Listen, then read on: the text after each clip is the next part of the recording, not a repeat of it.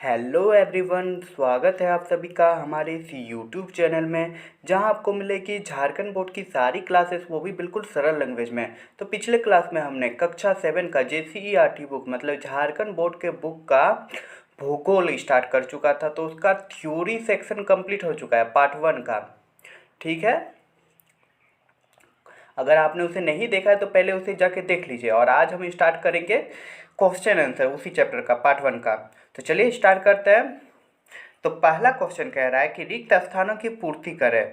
तो एक नंबर में है, पृथ्वी को घेरने वाली वायु की चादर, जो पृथ्वी को घेरे रखती है वायु की चादर, उसको क्या कहलाती है? तो वह वायुमंडल कहलाती है। क्लियर। दूसरा क्वेश्चन है कि स्थल, जल और वायु की पारस्परिक क्रिया से डैश बनता है। तो क्या बनता है? पारितंत्र बनता है। ये सारा चीज़ हमने थ्योरी सेक्शन में बता चुका है। अगर आपको अच्छे से जानना है, नॉलेज लेना है, तो उसे पहले देख लीजिए, उसके बाद आइए यहाँ पे। तो चलिए नेक्स्ट। तो अगला है कि हमारे आसपास का क्षेत्र डैश कहलाता है। तो हमारे आसपास का क्षेत्र क्या कहलाता है? पर्यावरण कहलाता है। जो भी चीज़ हम अपने आसपास देखते हैं सारी चीज़ पर्यावरण में ही है। ठीक है। अगला है, वायुमंडल में सर्वाधिक मात्रा में पाई जाने वाली गैस कौन सी है? तो हमने बताया था वायुमंडल में वायुमंडल जब पढ़ा रहे थे उस समय कि नाइट्रोजन जो है वो सबसे ज़्यादा है, उसके बाद ऑक्सीजन है। नाइट्रोजन की मात्रा कितनी है? 78%। ठीक। चलिए आगे। आगे कह रहा है कि सही उत्तर लिखें। ठीक है, जो सही है उसको लिखना है। तो इनमें से पहला क्वेश्चन है, इनमें से कौन प्राकृतिक पारितंत्र है? प्राकृतिक मतलब जो नेचर द्वारा दिया गया है। तो कौन सा होगा? मरुस्थल। मरुस्थल तो है। प्राकृतिक पारितंत्र नहीं है, क्वेश्चन है नहीं है। ठीक है। मरुस्थल, मरुस्थल तो प्राकृतिक द्वारा है। पहाड़, पहाड़ भी प्राकृतिक, पठार भी प्राकृतिक। लेकिन बगीचा, बगीचा कौन बनाता है? मनुष्य बनाता है, तो वह मानव निर्मित हो जाएगा। तो इसका आंसर क्या हो जाएगा? बगीचा। दूसरा क्वेश्चन है, इनमें से कौन जैव तत्व नहीं है? तो ऑप्शन में है जल, पौधे, प्राणी, मछली। तो यहाँ देखेंगे पौधे, प्राणी, मछली सब जैव है, मतलब जीवन है इसमें। लेकिन जो जल है वह अजैव तत्व है। ठीक है, तो यही हो जाएगा जल आंसर। अगला है कि इनमें से कौन अजैव तत्व नहीं है। अब इसमें पूछा है कि अजैव तत्व नहीं है, मतलब जैव तत्व कौन है? तो पहाड़, पहाड़ आपका अजैव है। मिट्टी भी आपका अजैव है। पुस्तक, पुस्तक भी अजैव है। लेकिन पेड़ पौधे ये आपका जैव है। तो इसका आंसर क्या हो जाएगा? पेड़ पौधे। क्लियर। अगला है कि इनमें से कौन प्राकृतिक परितंत्र का उदाहरण है? तो प्राकृतिक परितंत्र मतलब नेचर के द्वारा कौन सा बना गया है? तो स्कूल को तो मानव निर्मित बनाया गया है, बगीचा भी मानव ने बनाया है, पुस्तकालय भी मानव ने बनाया है, लेकिन महासागर, महासागर प्राकृतिक द्वारा बना गया है। ठीक है।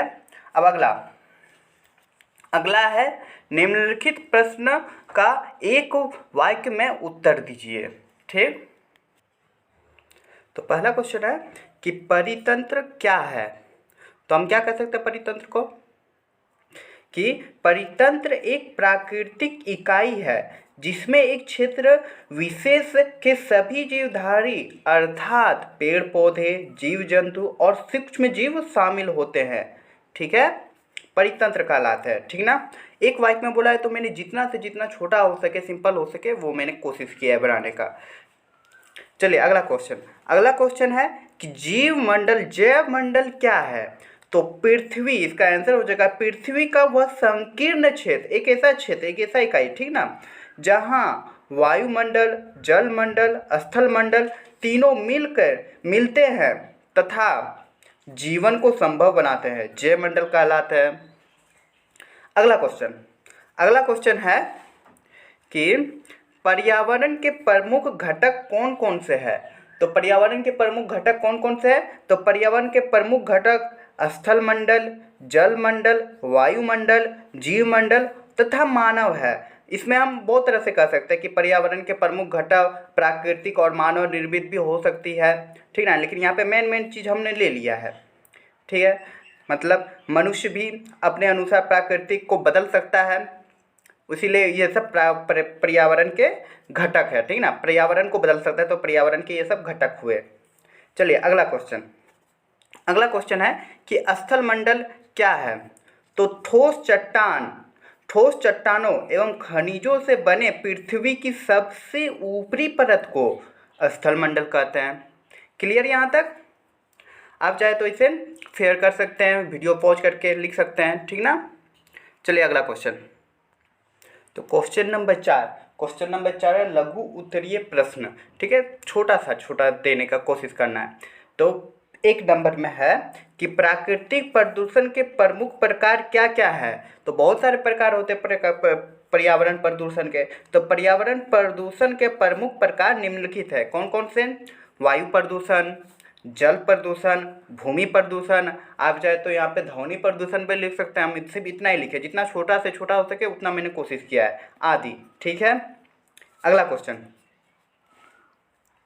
अगला है कि हम अपने पर्यावरण को प्रदूषित से कैसे बचा सकते हैं?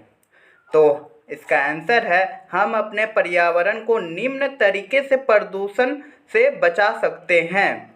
तो 1 नंबर, अपने आसपास पेड़ लगा के, जितना जितना पेड़ लगाएंगे ज़्यादा से ज़्यादा तो उतना हमें फ्रेश हवा मिलेगी, ठीक है।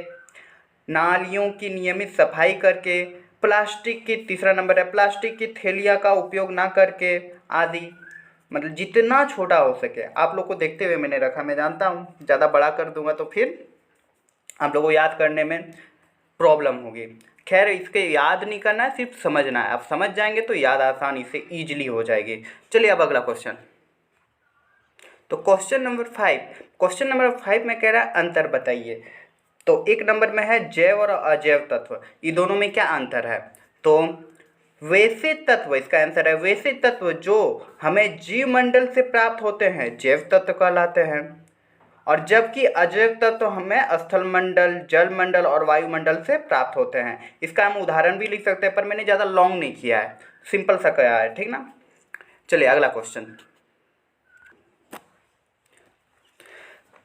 क्वेश्चन नंबर 2 है प्राकृतिक पर्यावरण और मानव निर्मित पर्यावरण, ठीक है, इस दोनों के बीच क्या अंतर है, वही जानना है। तो इसका आंसर है भूमि, जल, वायु, पेड़ पौधे एवं जीव जंतु मिलकर प्राकृतिक पर्यावरण बनाते हैं, जबकि मानव निर्मित पर्यावरण मानव के द्वारा अपनी आवश्यकताओं के अनुरूप बनाए गए पर्यावरण को कहते हैं। जैसे सड़क, नहर, रेलगाड़ी, जो मानव अपनी आवश्यकता के अनुसार बनाते हैं, आदि। चलिए अब अगला क्वेश्चन। तो क्वेश्चन नंबर 6 में कह रहा है कि कारण बताइए। क्या कारण बताना है? 1 नंबर है मानव अपनी आवश्यकता के अनुसार पर्यावरण में परिवर्तन करता है, इसका कारण बताना है, क्यों करता है। तो चलिए जानते हैं। तो इसका आंसर हम लिख सकते हैं कि मानव अपने पर्यावरण के साथ परस्पर क्रिया करता है और उसमें अपनी आवश्यकता के अनुसार परिवर्तन करता है। वह अपनी आवश्यकता के लिए फसल उगाता है, पशुओं को पालता है, सड़कें, नहरें, रेलगाड़ी, हवाई पट्टी का निर्माण करता है। ये सभी मनुष्य को पर्यावरण से प्राप्त नहीं होता, बल्कि वह पर्यावरण में बदलाव करके ही प्राप्त करता है। इसका आंसर ये हो जाएगा। क्लियर? चलिए अब अगला क्वेश्चन। तो अगला क्वेश्चन है कि कारण बताना है कि कारण बताएगा। क्वेश्चन नंबर 2 है कि पौधे और प्राणी परस्पर निर्भर है। कैसे निर्भर है, क्यों निर्भर है, यही चीज़ बताना है, कारण उसका बताना है। तो चलिए इसका आंसर होगा कि सभी पेड़ पौधे, जीव जंतु एवं मानव अपने आसपास के पर्यावरण पर आश्रित होते हैं। जीवधारियों का आपसी एवं अपने आसपास के पर्यावरण के बीच का संबंध ही परितंत्र का निर्माण करता है। रेगिस्तान, पर्वत, झील, नदी, तालाब, महासागर, घास के मैदान एक परितंत्र हो सकते हैं। क्लियर? क्योंकि वे परस्पर निर्भर होते हैं। चलिए अब अगला क्वेश्चन। तो क्वेश्चन नंबर 7 है कि दीर्घ उत्तरीय प्रश्न, मतलब ज़्यादा से बड़ा से लिख सकते हैं, ठीक ना, जितना बड़ा हो सके अच्छा से डिफिनेशन करके। तो पहला क्वेश्चन है कि पर्यावरण के विभिन्न घटक एक दूसरे के साथ किस प्रकार परस्पर प्रक्रिया करते हैं, उदाहरण देके स्पष्ट करिए। तो उदाहरण देके समझाना है कि किस प्रकार पर्यावरण के विभिन्न घटक एक दूसरे पर परस्पर प्रक्रिया करते हैं। तो चलिए इसका आंसर बताते हैं। तो इसका आंसर हम डायरेक्ट यहाँ से भी लिख सकते हैं। चलिए स्टार्ट करते हैं। पर्यावरण के विभिन्न घटक एक दूसरे के साथ परस्पर अन्योन्य क्रिया करते हैं तथा प्रकृति का संतुलन बनाए रखते हैं। अन्योन्य क्रिया मतलब एक दूसरे पर निर्भर रहते हैं। कैसे निर्भर रहते हैं, चलिए उदाहरण समझते हैं। तो उदाहरण के लिए यदि आप बगीचे में जाएं तो आपको विभिन्न प्रकार के पौधे जैसे घास, वृक्ष, गुलाब, चमेली, सूरजमुखी जैसे फूल वाले सजावटी पौधे तथा मेढक, कीट एवं पक्षी जैसे जंतु दिखाई देंगे। तो ये सभी एक बगीचे में रहते हैं और क्या करते हैं, अन्योन्य क्रिया करते हैं। मतलब अगर मेढक हो गया तो छोटे मोटे कीट को खाते हैं और कीट जो है घास पत्ती को खाते हैं। तो ये परस्पर एक दूसरे पर निर्भर रहते हैं, ये चीज़ बताया गया है। ये सभी सजीव परस्पर अन्योन्य क्रिया करते हैं, अन्योन्य क्रिया करते हैं, ठीक है। तथा इसकी वृद्धि जनन एवं अन्य क्रियाकलाप परितंत्र के अजैव घटकों द्वारा प्रभावित होते हैं। क्लियर, ये हो गया मेरा आंसर। अब अगला क्वेश्चन और इस चैप्टर का लास्ट क्वेश्चन। तो अगला क्वेश्चन है कि पर्यावरण प्रदूषण के प्रमुख कारणों का उल्लेख करें। तो पर्यावरण प्रदूषण के प्रमुख कारण क्या क्या है उसका उल्लेख करना है। तो पर्यावरण प्रदूषण विभिन्न प्रकार के होते हैं जैसे जल प्रदूषण, वायु प्रदूषण, मिट्टी प्रदूषण आदि। और इसके प्रमुख कारण निम्नलिखित है। प्रमुख कारण क्या है, निम्नलिखित है। चलो देखते हैं कौन कौन सा कारण है। एक है वायु प्रदूषण। तो वायु प्रदूषण कैसे होता है, तो वायु में अधिक मात्रा में कार्बन डाइऑक्साइड तथा कार्बन मोनोऑक्साइड की मात्रा का बढ़ना जो कारखानों, घरेलू ईंधनों से निकलने वाले धुएं से होता है, इस कारण होता है वायु प्रदूषण। अगला है जल प्रदूषण। तो जल प्रदूषण के लिए हम क्या लिख सकते हैं, विभिन्न उद्योगों व कारखानों के द्वारा जहरीले रसायनों का स्राव, मिट्टी और कचरे के कुप्रबंधन मतलब उसका सही से निपटारा नहीं किया जाता है आदि से जल प्रदूषण के मुख्य कारण है। ठीक। अब अगला है भूमि प्रदूषण। भूमि प्रदूषण अधिक मात्रा में जहरीली कीटनाशक, रसायन, उर्वरक का प्रयोग करने से होता है। इतना हम लिख देंगे तो मेरा आंसर हो जाएगा, ठीक ना। हम ज़्यादा बड़ा करने की कोशिश नहीं किए, छोटा ही करने की कोशिश किया। और वैसे भी आप लोग रटने का नहीं, समझने का प्रयास करें तो ही बहुत जल्दी याद हो जाएगी। ठीक, तो चलिए आज के लिए इतना ही। आज यहाँ पे पार्ट 1 भूगोल का हमारा पर्यावरण समाप्त होता है और अगला क्लास में हम पृथ्वी का आंतरिक बनावट और सेल के बारे में पढ़ेंगे पार्ट 2 में, ठीक है। और आपके जानकारी अनुसार बता देना चाहता हूँ कि क्लास 7 का हमने मैथ भी स्टार्ट कर चुका है जो प्रश्नावली 1.4 तक हो चुकी है। अगर आपने नहीं देखा तो उसे प्लेलिस्ट में जाके देख सकते हैं, आपको सीरियली वहाँ मिल जाएगी। अगर मैं पढ़ाने का तरीका अच्छा लगा तो आप हमें सपोर्ट कर सकते हैं लाइक और सब्सक्राइब करके, खासकर सब्सक्राइब करके। चलिए मिलते हैं अगले वीडियो में।